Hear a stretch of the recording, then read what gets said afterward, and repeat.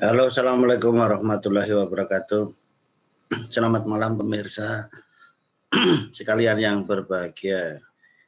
Kali ini saya akan menjawab pertanyaan bukan tentang kelapa sawit. Saya untuk petani-petani yang lain juga ya. Kebetulan masih namanya kelapa karena ada kelapa sawit, kelapa.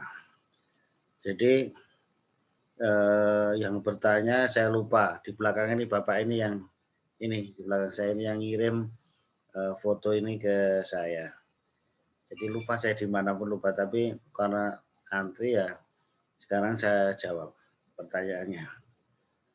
Pak, ini bibit kelapa saya yang saya siapkan, wah ini nanamnya malah rapi ini. Ini sudah bisa dipindah di lapangan belum ya? Wah gitu. Ya kalau pengalaman saya selama ini menanam kelapa ya itu ya seperti ini sudah bisa ya, asal tidak ada gangguan yang berarti, terutama kalau yang masih di dekat hutan. Nah itu banyak serangan babi hutan, landak, kemudian nah itu yang menjadi problem masalahnya. Tapi selama ini kalau kami nanam segini ya sudah oke, sudah boleh Pak. Nah, kemudian saya sebenarnya juga akan menjawab pertanyaan yang lain. Ada yang bertanya lain, Pak tolong bikinkan video mengenai berkebun kelapa. Ini saya rangkum dari pertanyaan-pertanyaan yang lain-lain itu. Jadi menanam kelapa itu tergantung pada jenisnya. Kelapa dalam, jadi yang tinggi-tinggi itu, malah sentol itu. Kemudian kelapa pandan wangi yang rasanya harum. Kelapa genjah entok yang sudah genjah produksinya banyak gitu penuh. Ada lagi kelapa bidu. Oh, itu seperti kelapa dalam tapi pendek sudah berbuah, buahnya besar-besar bukan seperti hibrida yang kecil-kecil. Terus kelapa biasa, kelapa hibrida. Kelapa kopior genjah, kopior yang dalam. Jadi pertanyaannya itu yang sering ditanyakan adalah di tempat saya ini bisa hidup enggak ya? Nah, jenis-jenis kelapa itu tadi. Ya. Pada prinsipnya ya kalau kelapa biasa tumbuh ya jenis-jenis kelapa ini tadi juga pasti sudah juga bisa tumbuh gitu kira-kira.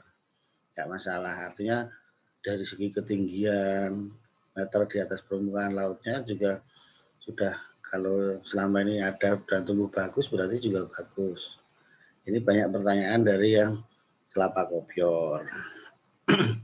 Jadi prinsipnya itu untuk mengetahui bisa hidup tidaknya di sekitar itu ada kelapa yang tumbuh enggak kan gitu. Kalau tumbuhnya bagus ya berarti bagus gitu. Memang kelapa jangan di daerah dingin ya, itu kan. Apalagi kalau dekat pantai lebih bagus lagi. Kemudian pertanyaan berikutnya. Ini berapa ya Pak jarak tanamnya? Jarak tanamnya. Itu sebenarnya tergantung pada pelepahnya. Nah, untuk yang kelapa dalam, yang nyiur, nah itu yang Malaysian tall itu karena panjang-panjang ya jaraknya 9 meter kali 9 meter. Artinya satu hektarnya 120 pohon kira-kira. Gitu. Nah, kemudian yang lain gimana Pak? Yang lain itu contohnya kelapa genjah, kopior, genjah entok, itu bisa 7 kali 7. Wah, itu 7 kali 7 itu ya kalau per hektarnya bisa sekitar 200 pohon. Sekitar 200 pohon, 7 kali 7. Kemudian kalau pandan wangi itu lebih tajuknya lebih kecil lagi sehingga berani 6 kali 6. Wah, 6 kali 6 itu ya sekitar 250 sampai 270 pohon per hektarnya. Enggak apa-apa, jadi semakin populasinya semakin banyak. Nah, itulah jarak tanam yang bisa digunakan tergantung pada varietasnya, jenisnya itu tadi. Nah, itu. Kemudian tadi sudah tempatnya cocok enggak, jarak tanamnya cocok enggak, kan gitu. Selanjutnya perawatan. Nah ini yang selanjutnya perawatan. Nanam kelapa ini kan mudah perawatannya, iya kan? Nah, perawatannya. Jadi yang penting lubangnya cukup, dikasih bahan organik, tolong uretnya diperhatikan. Nah, subur kemudian ditanam.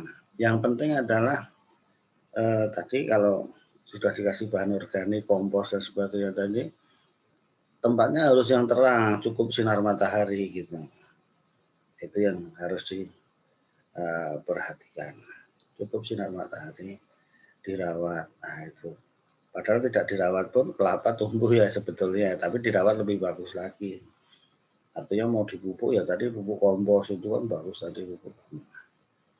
Yang menjadi masalah utama adalah sekarang ini adalah hama. Hamanya adalah hama kuangwong, hama kumbang badak, kumbang tanduk. Nah, yang menyerang kelapanya sampai habis, bis. Ya, itu. Di Jawa Tengah, Jawa Barat, mana Jawa Timur, nah itu kelapanya hancur semua, terserang orkites tadi, hama orkites kuambang badak. Tapi itu bisa dikendalikan sebenarnya dengan feromon, ditangkapi dengan feromon, mudah-mudahan cepat selesai. Itulah semua perawatan mengenai tanaman kelapa. Kenapa tanaman kelapa ini ya sangat menguntungkan karena sudah sekali berbuah terus. Tracknya itu ya nggak parah kali, bisa diprediksi tandan di atasnya itu bisa nggak ada setiap bulannya, bisa dipastikan panen kan. Kemudian perawatannya minim, nah, gitu. Inilah dua kunci untuk keberhasilan budidaya kelapa.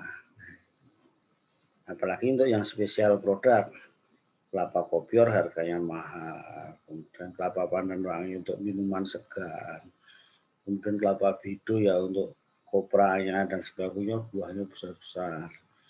Kelapa ganja untuk ya produksinya wah luar biasa. Jadi untuk masing-masing produk itu bisa digunakan gitu, tergantung kebutuhannya. Jadi itu Bapak Ibu sekalian rangkuman jawaban mengenai budidaya tanaman kelapa. Nah, mudah-mudahan Bapak yang tanya di belakang saya ini juga ikut melihat video ini lagi supaya ini saya ini terjawab kayak gitu. Ini pertanyaannya. Oke, terima kasih. Mudah-mudahan jawaban ini memberikan inspirasi kita untuk memajukan pertanian di Indonesia. Kayak gitu. Oke, terima kasih. Assalamualaikum warahmatullahi wabarakatuh.